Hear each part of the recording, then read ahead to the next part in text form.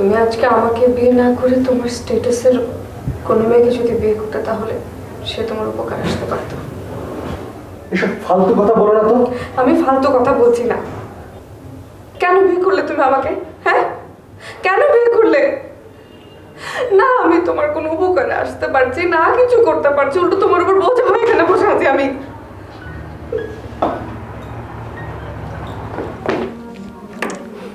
Please please Suborna, শান্ত হও, please শান্ত হও।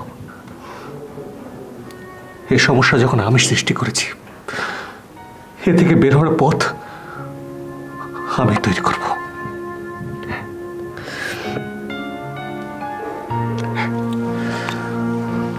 আমি তৈরি করব।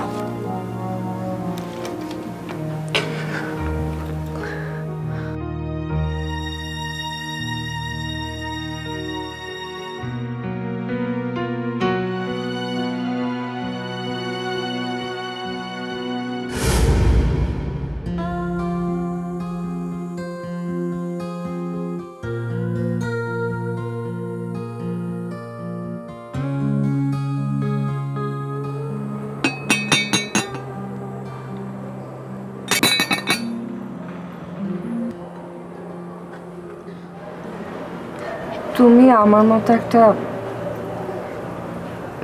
মতো একটা সাধারণ ঘরের মেয়েকে কেন বিয়ে করছো?